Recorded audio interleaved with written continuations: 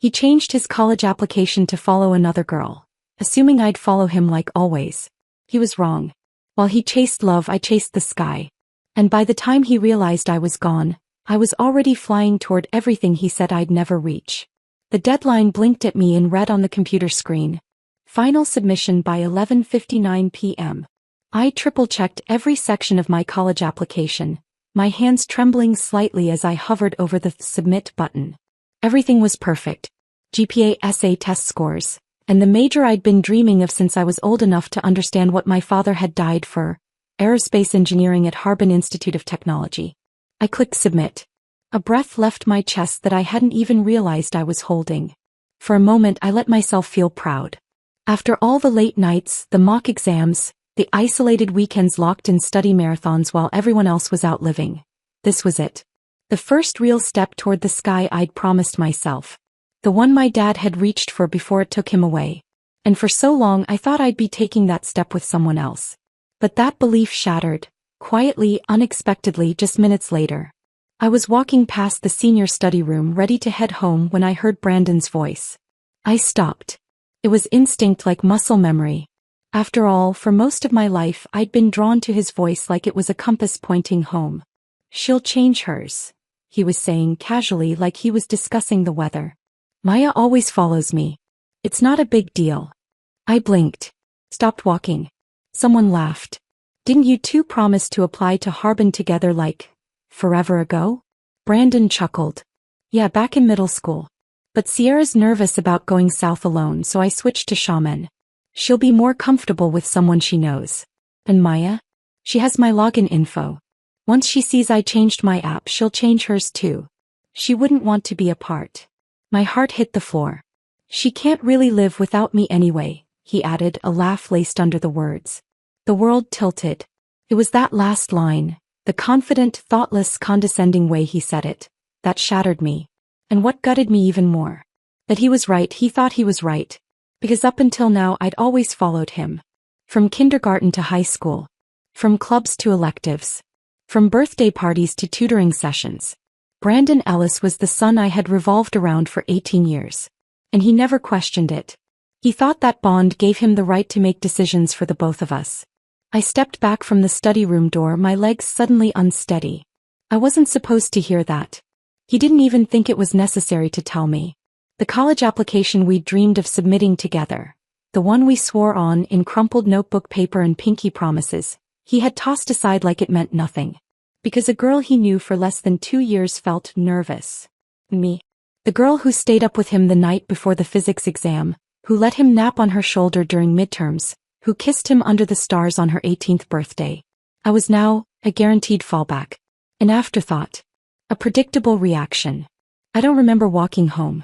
I just remember sitting on the floor of my bedroom staring at the blank wall in front of me, the memory of his words bouncing inside my head like a cruel echo. "She can't really live without me anyway." It was so arrogant. So certain. And worst of all, so familiar. Because part of me had played into it. Every time I put his needs first.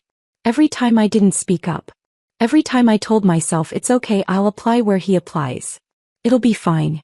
Maybe I did teach him that I'd always choose him. But not this time. I didn't open the application portal again that night. Didn't look at his account. Didn't refresh mine. Didn't check to see if he really had changed his university to Xiamen. Because it didn't matter. I had already submitted. Harbin Institute of Technology, just as I'd always planned. I wasn't changing it. Even if he begged. Even if he promised. Even if he said it was just to help Sierra out. Because helping someone shouldn't come at the cost of throwing someone else away. I kept thinking about that night under the stars. My 18th birthday. We had gone up to the rooftop of the school's old gym after the rest of the party died down. It was quiet, just the two of us in the summer sky. Brandon leaned in, hesitant but sure. And when he kissed me, I thought, it meant something. Felt like our whole childhood had led to that moment. But now I wondered if he even remembered it. When my mom knocked on my door with dinner, I told her I wasn't hungry. She didn't push. She was used to me pulling all-nighters. Probably thought I was reviewing essays again or checking scholarship forms. Instead, I sat in bed, knees pulled to my chest, trying to figure out when things changed. Was it when Sierra transferred in our junior year? She was beautiful. Always wore flawless makeup. Smelled like designer perfume. Took selfies from perfect angles. I never hated her, not really. But I also never saw her as someone who could come between me and Brandon. Till now. It was just past 10 p.m. when my phone buzzed with a notification. A group photo. Someone had posted it to our class chat. There he was. Brandon. Sitting next to Sierra at a dinner table. Laughing. Smiling. My name wasn't mentioned. No one even noticed I wasn't there. Maybe they just assumed I'd arrive later. That I was always just a few steps behind him. But this time I wouldn't be. I opened a blank note on my phone and typed just 2 words. Harbin. Alone. Then I locked the screen. And for the first time in years, I didn't feel scared about not being by Brandon's side. I felt free. When we were 12, Brandon and I made a pact under the bleachers after science club. It had been a rough day. He failed a pop quiz and I accidentally spilled juice on my notes. We were both sulking until I blurted, "Let's go to Harbin Institute of Technology one day. Become aerospace engineers. Fly real missions." He'd blinked at me startled, then grinned wide. "Like rockets and satellites and all that?" "Exactly." He held out a pinky. "Promise we'll apply together." I wrapped mine around his. "Promise." We even wrote it down in pencil on the back of his math worksheet. HIT, aerospace, together or not at all. We'd laughed at how dramatic it sounded, but I remembered that moment with a strange sense of reverence for years. That was our first shared dream. One not handed to us by school or parents. One that felt ours. Until last week I truly believed we were still holding on to it. The morning after I submitted my application I didn't speak to Brandon at all. He didn't try to talk to me either. But as I walked into homeroom I caught the tail end of his voice. Loud and joking as always, sitting with his inner circle by the window. "You guys don't get it," he said laughing. "Maya's basically been my shadow since we were kids. You know how clingy she is." The words hit like ice water down my spine. Someone snorted. "You mean like an actual puppy? Following you around for scraps?" Brandon let out a mock sigh. "Yeah. She checks her application like 80 times a day just to make sure she doesn't end up in a different major than me." They all laughed. I stopped in the doorway. "She probably thinks if she ends up in a different school, I'll forget she exists." More laughter. I stood there, invisible, frozen. Students pushed past me into the classroom, but all I could hear was the echo of his words. "Plea. Fido. Puppy." That's what I was to him. I didn't know how long I stood there before I forced my feet to move. I didn't sit next to him. I walked past my usual seat and sat next to Jenna in the back. She looked up from her physics notes. "You okay?" I nodded without speaking. She looked at me for a second longer, then gently closed her notebook and leaned in. "You're not okay. I know that face." I gave a weak smile. "I just need a break from routine." Her expression softened. "He's not worth your GPA, Maya." That made me laugh and it hurt more than I expected. During lunch, I sat under the tree near the edge of the courtyard, the one Brandon and I used to lie under during exam weeks and complain about gravity being unfair to humans. He used to say it was our thinking spot. Now it felt haunted.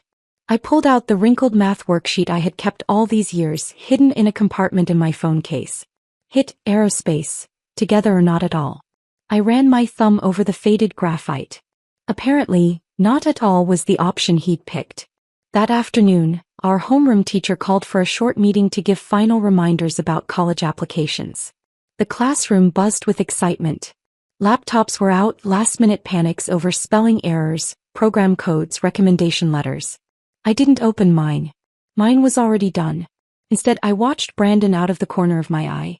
Sierra was sitting beside him now, my seat. She laughed at something he whispered, brushing her hair behind her ear like she was auditioning for a commercial. Brandon didn't even glance at me once. But his words from earlier repeated in my mind, cruel and cutting. "She's been my shadow since we were kids."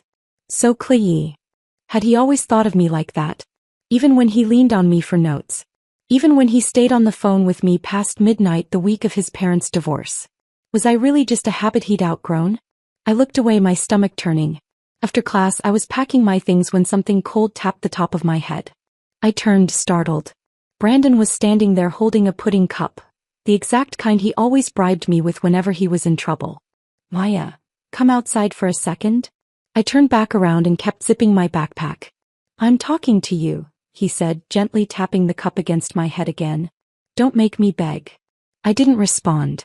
Jenna, sitting beside me, raised an eyebrow. You okay, or should I start throwing things at him? I smiled faintly. I'll be fine. But instead of walking outside with him, I ignored him entirely and kept walking down the hall. I made it halfway down the stairs when I heard his voice behind me. Maya. Kept going. He caught up and grabbed my wrist, not roughly but firm. Can you stop being weird for once? What is your deal? I yanked my arm free. My deal is that you're two-faced and I'm tired of pretending I'm not hurt. He blinked, clearly not expecting that. I didn't give him time to respond.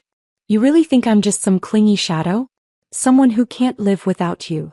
Brandon's mouth opened, then closed. I didn't mean it like that. We were just joking around. You didn't mean it? So when you said I'd check my application 80 times a day in case I lose you, that was a joke. He rubbed the back of his neck. Maya, come on. Don't be so sensitive. That word. Sensitive. Like the problem wasn't him, but me. I'm not sensitive, Brandon. I'm just not blind anymore. He exhaled sharply. Look, Sierra was nervous about going to school far from home. I was trying to help her. You know, she's been through a lot. And I haven't? I asked. He flinched. Do you even remember why I chose aerospace? I continued. Do you know why it mattered to me? Or did you think I picked it because you did? He didn't answer. I'm not your shadow, I said. I'm not your backup. And I'm not changing my school for anyone. Brandon looked like he wanted to say something, but I was already walking away. For once, he didn't follow. That night, I sat with Jenna on her rooftop. She had smuggled up a few cans of soda and a bowl of sweet popcorn. You really told him, she said, grinning. I laughed. I think I shocked even myself.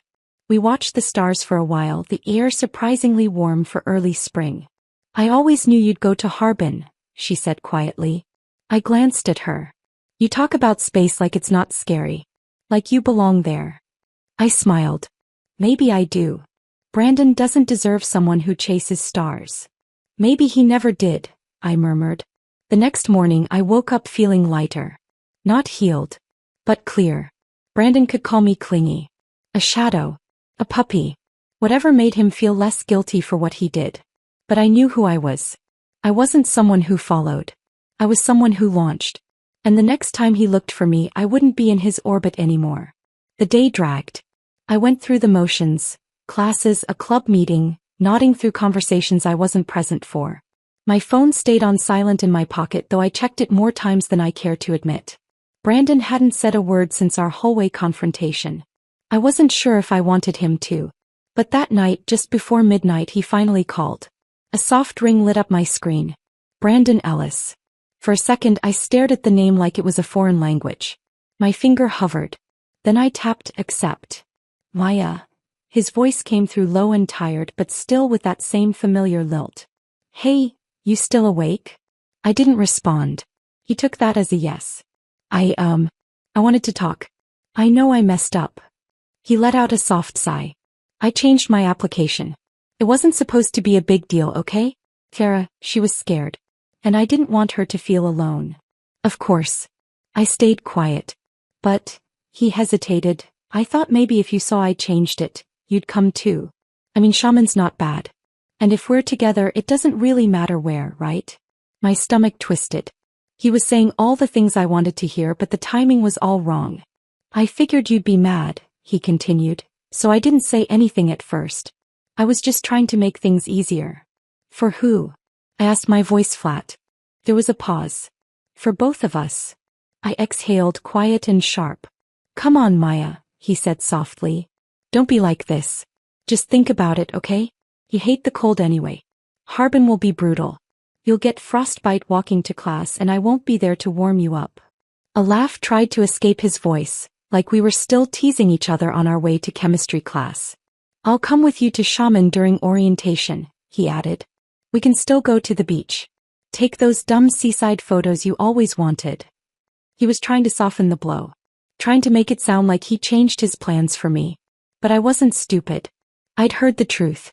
In the hallway. In his jokes. In the way he didn't tell me until he'd been found out. You changed your application, I said, and waited for me to follow. He was silent for a second too long. Then, you know me, Maya. I just assumed. Exactly. He assumed. He assumed I'd give up Harbin. That I'd run to his side like I always did. That I didn't have dreams of my own. But worst of all, he thought I'd never know the difference between love and convenience. I'll think about it, I lied quietly. Because I needed a moment to disconnect. To collect what was left of me before he pulled me in again. Okay, he said, relief flooding his voice. Hey. I knew you'd understand. Good night, Maya. Good night. I hung up. And stared at the ceiling wide-eyed in the dark. The phone buzzed 20 minutes later. Not a call. A notification. Jenna. Maya, check your feed. No. My pulse skipped. I opened the group chat. Scrolled. And stopped. There it was. Right in the center of the screen. Sierra Lynn had posted a photo, filtered perfectly in muted tones, warm lighting, a crisp white bedspread in a luxury hotel. And in the bed? A boy. Face turned halfway to the camera. Barely visible. But I didn't need to see the whole picture. I knew the angle of that jawline. The sharp cut of his cheekbone. The watch on his wrist. Brandon. My throat closed. But what hit harder than the photo was the caption beneath it. I walked 99 steps toward you. Thank you for taking the last one toward me. Below it, hearts, fire emojis, and finally, spammed the comments. And Brandon liked it. I stared at the screen so long my eyes burned. He had called me not even an hour earlier. Said he changed his school for me. Said we could take seaside photos and be together. Said he'd thought of my cold tolerance, my future. All while lying beside her. That wasn't just betrayal. That was theater. A show he put on with lines memorized and a fake smile stitched into every word. I didn't cry. Not this time. My heart didn't even ache. What I felt was worse. Numb. Like something in me had simply shut off, flipped the switch, powered down. I opened my settings. Blocked his number. Then I opened my application portal. Looked at the line that read, Harbin Institute of Technology, Aerospace Engineering, application submitted. And smiled. Because that was mine. Not something I built around him. Not something I did for us. Something I chose for me. For the girl who watched her dad board his last test flight and never come home. For the girl who asked, what makes the sky worth risking everything for? I finally understood. It's not about the cold or the flight miles or the rankings. It's about going where your soul points. Mine, who was already halfway to orbit. I typed a single line in my notebook that night. I'll chase my sky alone. Then I closed it. And slept. For the first time in weeks, I actually rested. I didn't unblock his number. Not after the phone call. Not after the photo. Not even after Sierra's followers flooded our class chat with campus couple hashtags and overfiltered reposts of their hotel bedpost fairy tale.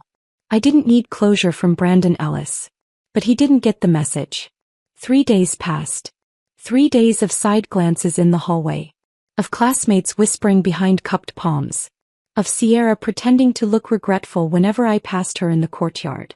And then, on the 4th day, it happened. I was at my locker after homeroom when I felt someone tap my shoulder, a little too firmly. I turned. Brandon stood there, brows knit together, a pudding cup in one hand and his phone in the other. The same act again. Maya, we need to talk. I closed my locker. Seriously, he added, stop avoiding me. I'm not avoiding you, I replied flatly. I'm ignoring you. There's a difference. He frowned. Look, I didn't mean for things to go this way. I was going to tell you about changing my application, I swear. Oh, right. I crossed my arms. But Sierra beat you to it, with a photo of you in her bed. Bold communication. That was a misunderstanding. He started. Was it? I asked, tilting my head. Because I understood it perfectly. Brandon shifted his weight, lowering his voice. She's just emotional. I didn't want to embarrass her. So you lied to me instead? His grip on his phone tightened. Why are you being like this?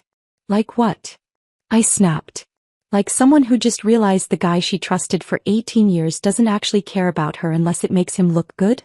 He looked genuinely thrown. Maya, don't make this into some big emotional thing. It is an emotional thing. Brandon scoffed. So what, you're going to make me the villain now? You're acting like I cheated or something. I didn't know how to handle both of you. There shouldn't have been a both, Brandon. We stood there for a few seconds, the hallway buzzing faintly around us. Friends, lockers slamming, announcements humming over the speakers. I just wanted to keep the peace, he muttered. No, you wanted to keep the convenience, I said coldly. He stepped closer, his voice dropping even lower. You know what? I came here to fix things. You didn't have to be so dramatic. I stayed silent. He held up my phone, the one I'd dropped into my bag carelessly earlier. Maybe I should hold on to this since you keep ignoring me anyway. Before I could react, he tossed it back into my open backpack, slammed the zipper shut, and walked away. Just like that. Like the conversation meant nothing. Like I meant nothing. I didn't follow him. Didn't yell. Didn't cry. I walked straight out of school, hands shaking slightly, and boarded the first bus home. I didn't go back for afternoon classes. I didn't check the group chat. I didn't even open my texts. I just sat there, numbly scrolling through my photo album, past blurry snapshots of our study sessions, the pizza place we used to frequent, the half-lit selfie he took on my rooftop after we kissed on my birthday. Delete. Delete. Delete. When I got home, my mom was on a Zoom meeting in the kitchen, speaking in that clipped, professional tone she used when dealing with suppliers. She didn't notice me slip into my room.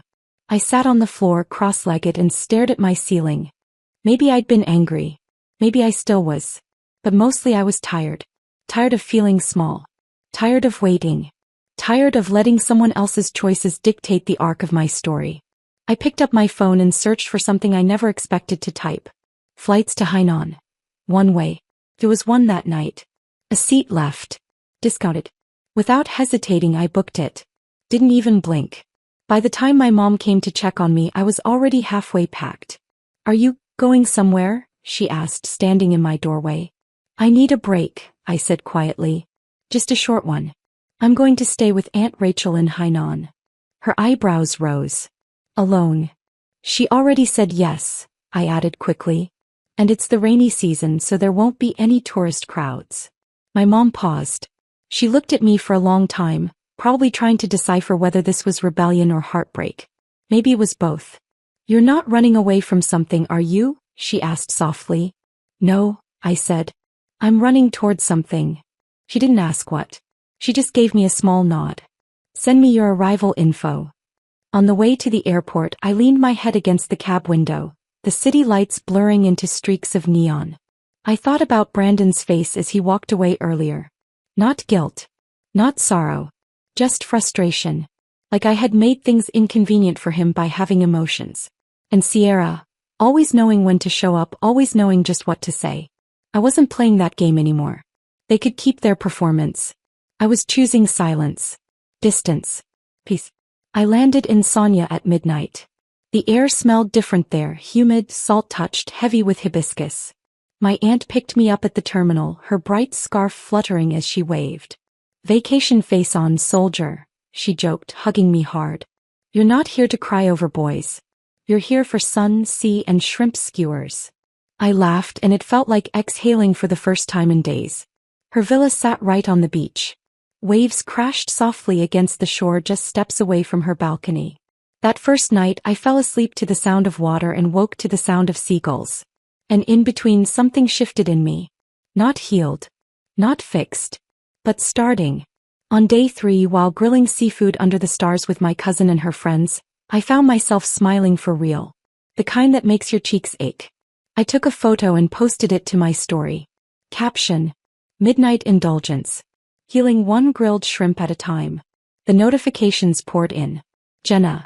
Queen behavior. Classmate number 7. Whoa, where even is this?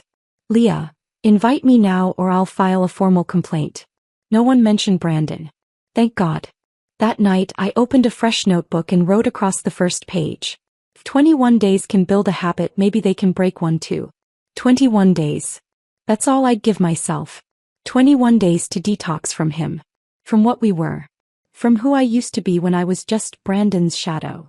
Now I was just Maya. And that was finally enough. By the end of my first week in Hainan, I had a tan, a closet full of sundresses, and a cousin who treated my heartbreak like a personal makeover mission. You're too pretty to be miserable, Ava declared as she dragged me into her favorite beach boutique. Let's bring the outside in line with what's waking up inside. I rolled my eyes but let her have her fun. After all, she wasn't entirely wrong. Somewhere between the ocean breeze, endless seafood, and nights spent laughing until my stomach hurt, the fog in my chest started to clear. I still thought about Brandon sometimes, but not the way I used to. Now the memories came with more clarity than pain, more realization than regret. And every time I scrolled past a class photo or saw a post from Sierra, it didn't sting. It confirmed one thing. I wasn't that girl anymore. Ava booked my glow-up appointments like it was a wedding. New haircut, shoulder length with wispy bangs. Nails, soft coral pink. Hair color, a warm chestnut that lit golden in the sun. Eyebrows, finally shaped after years of letting them roam free. And makeup. Oh, makeup. This is what your eyes were always meant to look like, Ava said, dabbing champagne shimmer on my lids. You're a walking Pinterest board now. I laughed. But when I looked in the mirror, I barely recognized myself. Not in a bad way. The girl staring back had always been there, just buried under exam stress, oversized hoodies, and the need to make someone else feel like the center of her universe. No, I was the center. The next day, Ava took me to a quiet cove near her villa. The rocks were slick, the tide low, and the sun just right. She handed me her iPhone like it was a camera on a Vogue shoot. Stand there. Tilt your head. Good. Now look back. No, like you're about to turn away from your past life. Hick. The photos were stunning. Natural, effortless, golden. And before I could overthink it, she posted one to my social media account with the caption. Day 10 of 21. Healing looks good on her. It didn't take long. Jenna commented first. Excuse me? Who is this island goddess? Leah, Paya Thompson. I am on the floor. Hair, skin, vibes. Even a few of our classmates who never used to notice me chimed in. No way, this is the class rep. She just dropped the whole beach on us. The likes exploded. Shares, reposts, comments flooding in. Even Ava's boyfriend saw it and muttered, Brandon's gonna lose his mind. I didn't reply. Just smiled to myself. Of course, Sierra's friends couldn't resist. In the class group chat, one of them snarked. Wow, Maya. Didn't know filters came with a whole personality now. I almost ignored it. But Leah didn't. She immediately dropped a live photo I had sent her earlier. No edits. Just me in natural light, barefoot on the sand, smiling without trying. That set off a whole chain reaction. Another classmate replied, and she still looks better than 90% of us. Sit down. Even our homeroom teacher popped into the group. So the class rep had a hidden modeling career this whole time? Sierra's crew? Quiet after that. Later that night, Ava and I sat on the balcony sipping coconut water when my phone buzzed again. But this time it wasn't comments or likes. It was the email notification I had been waiting for. My acceptance letter. Subject line. Harbin Institute of Technology admission decision. I stared at it. My hands trembled as I tapped it open. Dear Maya Thompson, we are pleased to inform you that you have been admitted to the School of Aerospace Engineering. I didn't even finish reading it. I let out a soft, stunned breath and burst into tears. Ava blinked. Maya. I laughed through the tears, holding up the screen. I got in. She squealed, knocking her chair over and throwing her arms around me. You did it. You brilliant, beautiful rocket girl. I buried my face in her shoulder, sobbing harder. Not because I doubted I'd make it, but because all those years, every flashcard, every sleep-deprived practice exam, every ignored hangout invite, every time Brandon teased me for studying too hard, it had finally meant something. Harbin said yes. To me. Not because of him. Not as someone's shadow. But because of who I was, and who I was becoming. I took a screenshot of the email and saved it in a new album titled My Sky. Later, when I posted the acceptance letter to my story, I wrote, For the girl who chased the stars when everyone told her to settle. Jenna messaged me immediately, I'm crying. So proud of you. Lucas Hayes, a quiet guy from our advanced physics class, messaged too. Harbin. Aerospace. You're going to make history, Maya. Congratulations. I didn't know it then, but he'd become more important than I could have imagined. That night, as the waves lapped against the shore and the stars glittered across the black sky, I stood barefoot on the sand, holding my phone in one hand, my future in the other. Brandon hadn't said a word. No texts. No missed calls. Maybe he hadn't seen the posts. Or maybe he had, and just didn't recognize the girl in them anymore. The one who had let go of him. The one who chose the stars over the story they never finished. The message came while I was watching the sunset from the balcony, my feet propped on the railing and Ava beside me with a plate of sliced mango. Well, Grandma's not feeling well. Can you come home this week? We may need to transfer her to a bigger hospital. I read the text twice. My fingers curled around my phone. The ocean breeze suddenly felt heavier. Bad news? Ava asked gently. I nodded. Grandma's sick. Might need surgery. Say no more. I'll help you pack. The flight home was quiet. No crying babies, no talkative seatmates. Just the hum of the plane and my thoughts, circling like birds that didn't know where to land. By the time I landed in H-City, it was nearly 9 a.m. I pushed my luggage through the arrivals gate, exhausted and still dressed in beach linen. My makeup had faded. My curls were loose from the humidity. I just wanted to get to the hospital. And that's when I heard it. Why, I looked up. There, just beyond the sliding doors near the car rental counter, stood Brandon. He was holding a coffee in one hand and pulling his suitcase with the other, surrounded by a group of our old classmates. Sierra wasn't with them. For a second we both just stared. His eyes widened, actually widened, like he didn't recognize me at first. Why, he said again, louder now, almost disbelieving. I nodded politely. Hi. He took a step forward. You're back today too? His tone was casual, but I could hear the slight panic beneath it. I nodded again and kept walking, but he followed. Wait. You look different. He was scanning me like I'd stepped out of another dimension. I said nothing. He kept going. You were in Hainan, right? I saw the pictures. Everyone saw the pictures. I gave a small, polite smile. Looks like it. His friends lingered a few steps back, quiet for once. Watching. Maya, can we talk? He asked, adjusting the strap of his backpack. Just for a sec. Brandon, I said softly, I have somewhere to be. I didn't say my grandmother is in the hospital. I didn't say you're the last person I want to talk to. I didn't say you're too late. But he heard it anyway. He opened his mouth, but before he could speak again, I turned. My mom was standing outside, waving from behind the car window. Perfect timing. I wheeled my suitcase toward her. Behind me, Brandon stood there watching, the words stuck in his throat. As soon as I got in the car, my mom took the suitcase and frowned. Was that Brandon just now? I nodded. Did you two talk? I hesitated, then said, he tried. She glanced at me, her lips pressed together in a line. You've changed, she said. I didn't reply. She glanced at my phone resting in my lap and added, his mom called yesterday. Asked if you're still doing the graduation banquet with them. Said their whole family is excited. I turned sharply toward her. What? She assumed we were still doing the joint celebration. Apparently Brandon never told her anything. I stared out the window. We're not doing that banquet. Mom raised an eyebrow. You sure? I'm very sure. She gave a small sigh. I'll handle it. The hospital smelled like antiseptic and overused air conditioning. Grandma was awake when we arrived, though her voice was weak. Why, she whispered, squeezing my hand. You're prettier than I remember. I smiled through the sting in my chest. You say that every time. Well, it's true every time. The doctor explained she'd need to be transferred to a larger facility in Beijing for her surgery. Arrangements were already in motion. I'll go with her, I told Mom. She blinked. What about? I already deferred the trip to campus.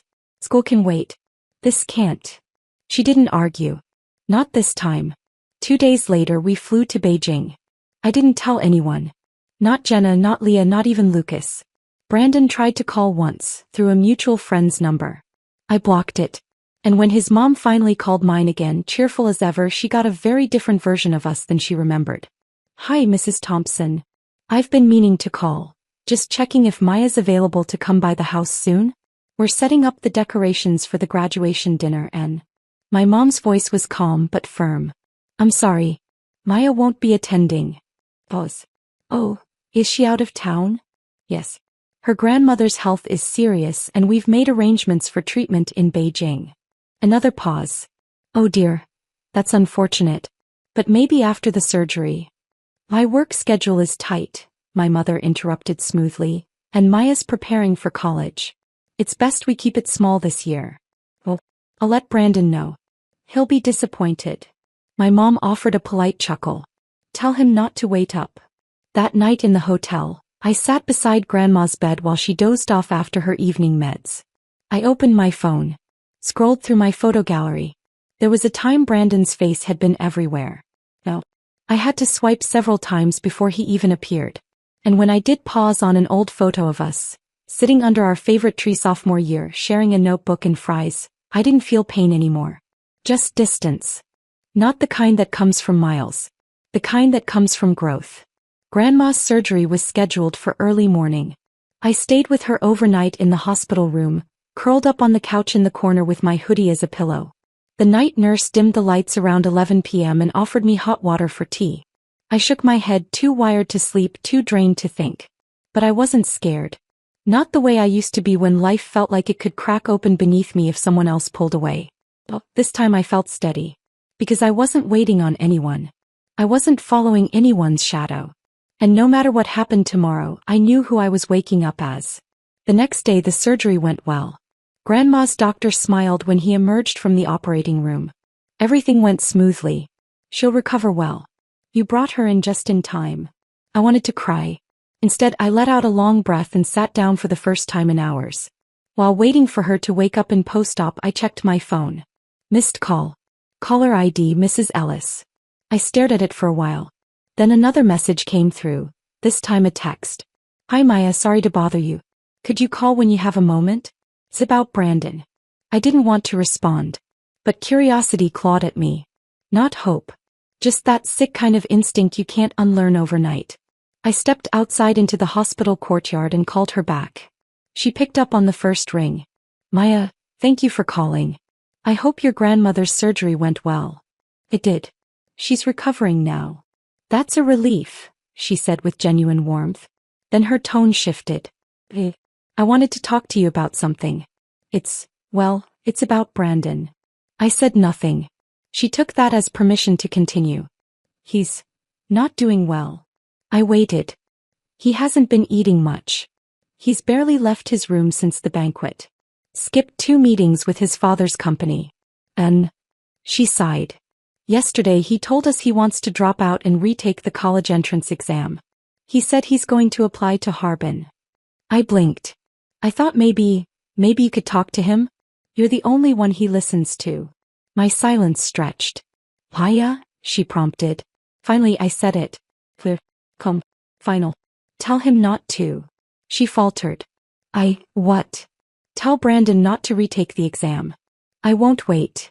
I could hear the air suck from her lungs. I understand he's upset. But I've already started planning my life. My goals don't revolve around him anymore. Maya, he's not himself, she said quickly. I know, I cut in gently. That's the problem. He hasn't been himself for a long time. Or maybe he has, and I just didn't want to see it. She tried again. He's been asking about you constantly. He said he'd do anything to. I don't want him to do anything, I said. I want him to stop. There was a pause. Then a small, defeated whisper. Okay. I hope he's okay, I added. But I'm not going back. I ended the call before she could respond. My hand trembled just a little. But only for a second. Later that night, I heard a crash on the other end of a phone call. Jenna had texted me urgently asking if I'd seen what happened in the class group chat. Apparently Brandon had gone off.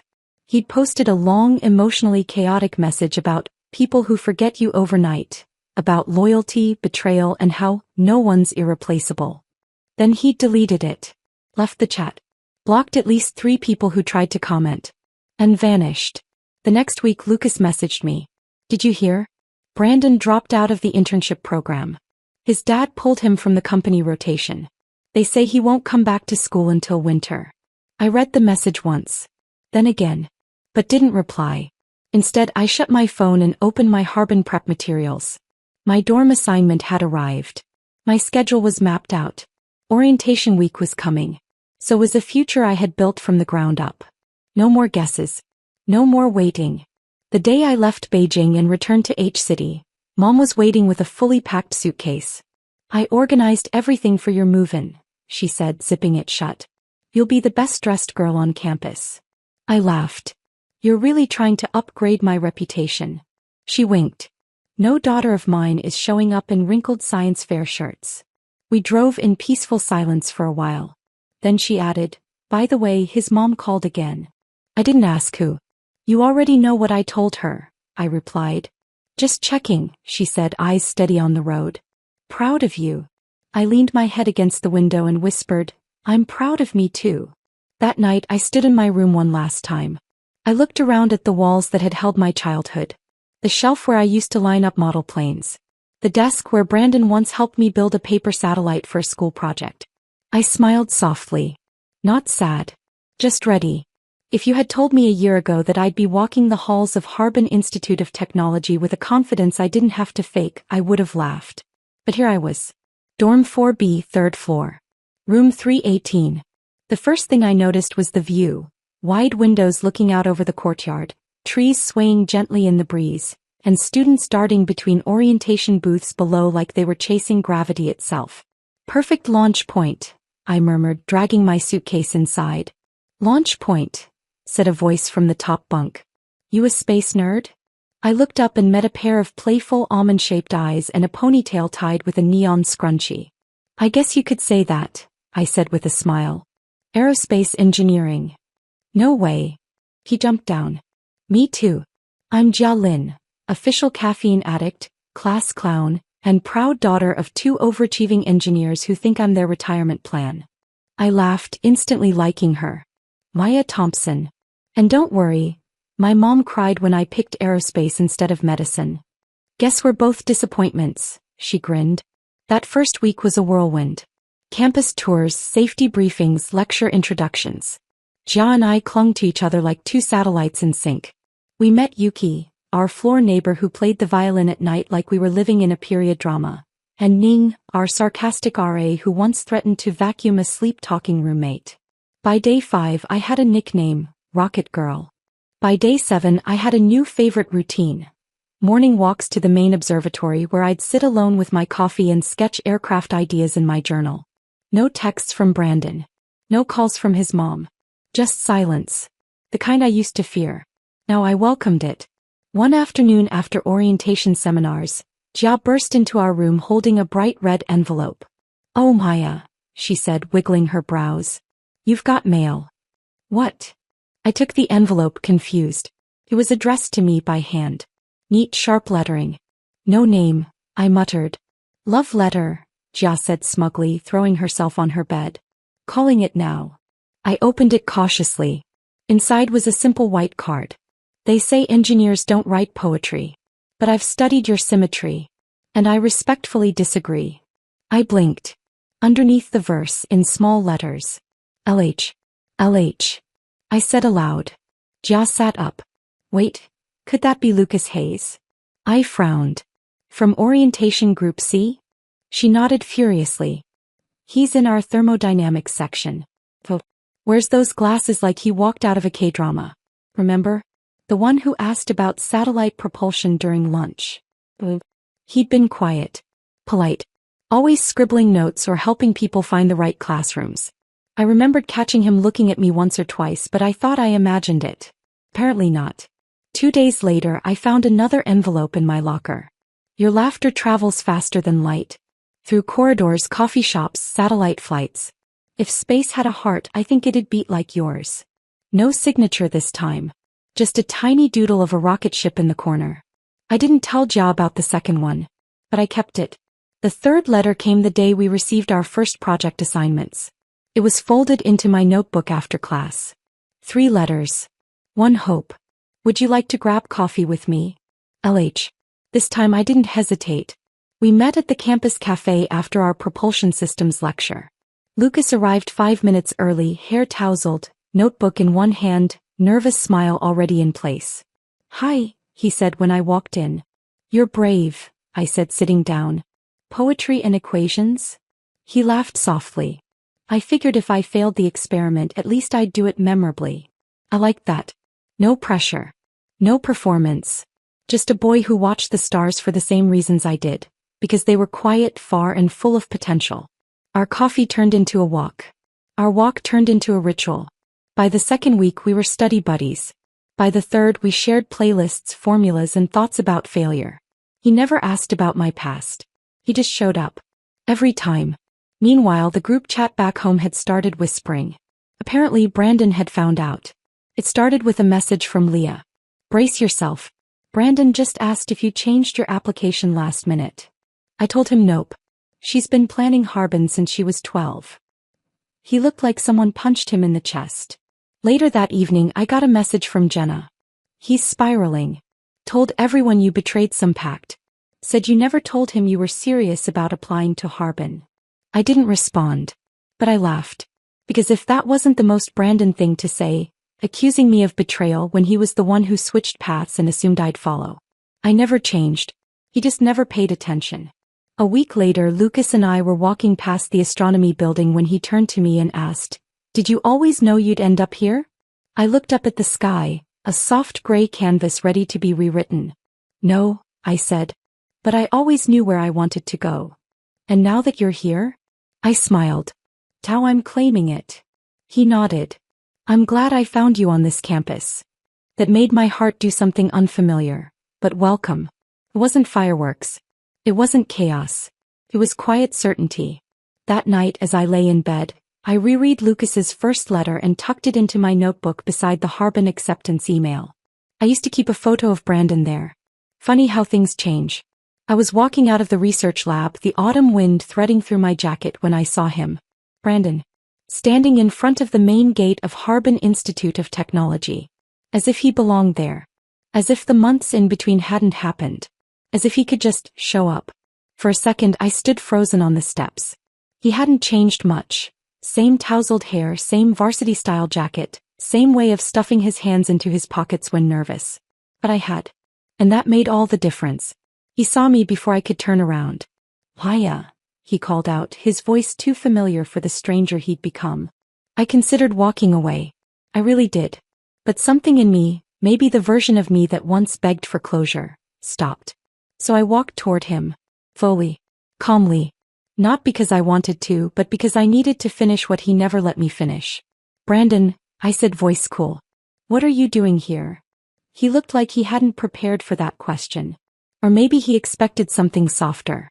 Something desperate. I needed to see you," he said. "In person." I raised an eyebrow. "You came all the way to Harbin?" He nodded. "Please. Can we talk?" I glanced around. Students were passing us, some glancing curiously. I didn't care. "Fine. 5 minutes." He looked relieved, like he'd won something. We walked to a quiet bench near the courtyard. I sat. He didn't. He paced in front of me. "Maya, I didn't know. About your dad. About the aerospace dream. I didn't realize how serious you were about it." I stayed silent. He went on. "When we were younger, I thought you were just tagging along. I mean, you followed me everywhere. I assumed that I didn't have dreams of my own." I interrupted, tilting my head. "That I was just orbiting yours?" He winced. "No, I mean, maybe I did think that. But I was wrong." I crossed my legs, keeping my expression neutral. He exhaled hard. "I was an idiot. I thought I wanted something else. Someone else. But Sierra wasn't, she wasn't you. No one is." There was. The grand confession. The thing girls wait for in movies. The part where the boy says, "I messed up. I love you. Take me back." Except this wasn't a movie. And I didn't feel flattered. Felt tired. "Brandon," I said quietly, "do you even know why I chose aerospace?" He paused. "Because you liked planes?" I gave a dry laugh. "No. Because my dad used to take me to the airfield every weekend when I was little. We'd sit on the hood of his truck and watch the jets take off. He'd tell me, 'Maya, the sky isn't the limit, it's just the beginning.'" Brandon blinked. He passed away when I was 12. Lung cancer. Fast. Brutal. But before he died, he made me promise one thing. I looked up at him, eyes steady. He said, "Don't let anyone make your world small." His shoulders slumped. "I applied to Harbin for him. Not for you. Not to follow anyone. But because I wanted to reach the sky on my own terms." He opened his mouth. I didn't know. Exactly, I cut in. You didn't know. Because you never asked. Silence stretched between us. Then he stepped closer. I came to tell you I'm sorry. For everything. For mocking you. For taking you for granted. For assuming you'd follow me without question. I was selfish and stupid. I didn't deny it.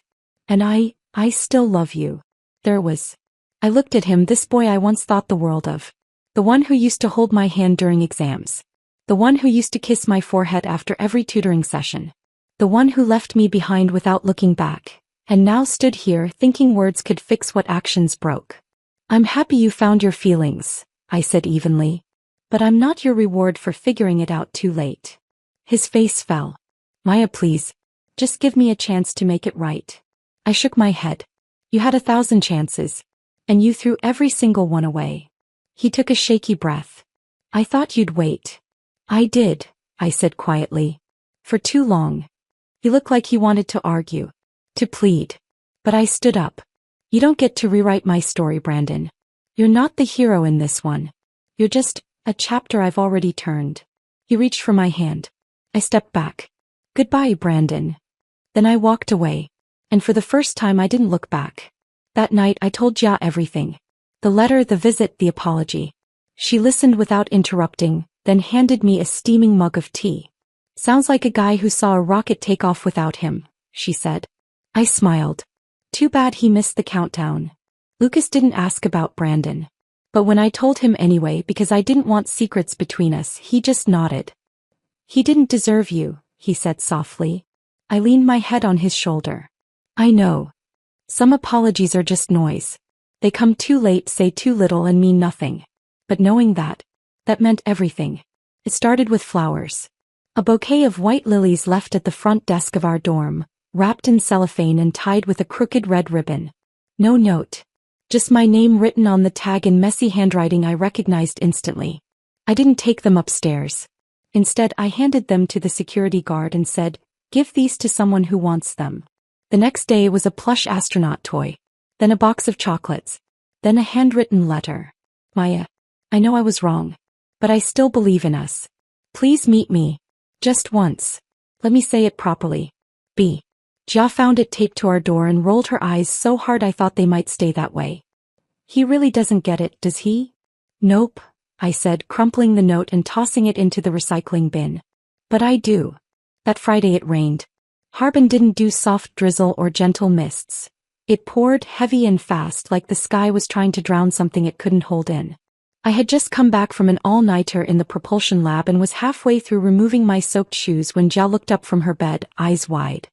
He's outside. I didn't need to ask who. Umbrella, she offered. I shook my head. Let him stand. We peeked from the third-floor stairwell window. There he was, Brandon. Drenched, standing with his hands in his pockets like he was making some dramatic final scene in a romance movie. But I wasn't watching a movie anymore. I was living my life. And I had already changed the channel.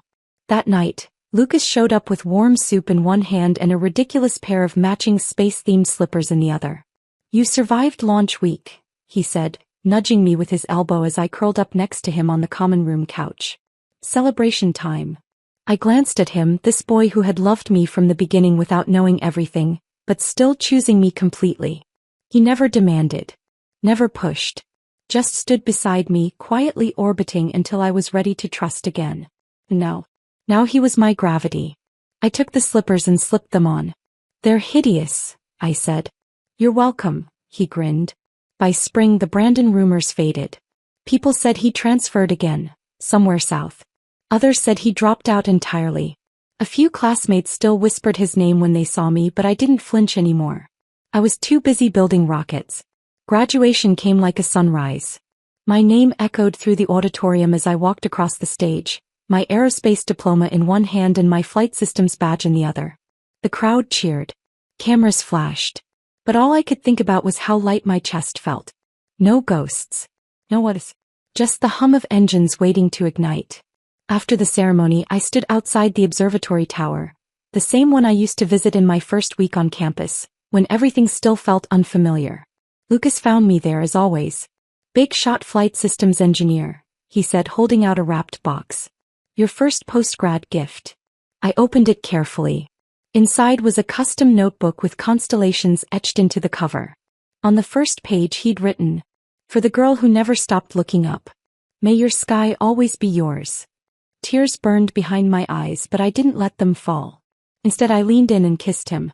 Not because I needed saving, but because I'd already saved myself, and now I could choose who stood beside me. Later that night, I received one last message from an unknown number. It was a photo. Brandon. Alone at the airfield. The same one my dad used to take me to. Same cracked pavement. Same sky.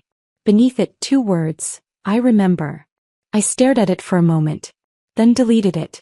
Some memories don't need reopening. Some regrets aren't mine to hold. 3 months later, I boarded my first international flight as part of a satellite deployment project. Lucas waved goodbye at the gate, holding up a paper sign that read, "Go make the stars jealous." I laughed so hard I nearly missed my boarding call. Up in the sky, I looked out the window as the clouds parted below. The sun hit my reflection on the glass. Not the girl who followed. Not the girl who waited. But the girl who flew. He changed his course for her. I stayed on mine. And soared. The end.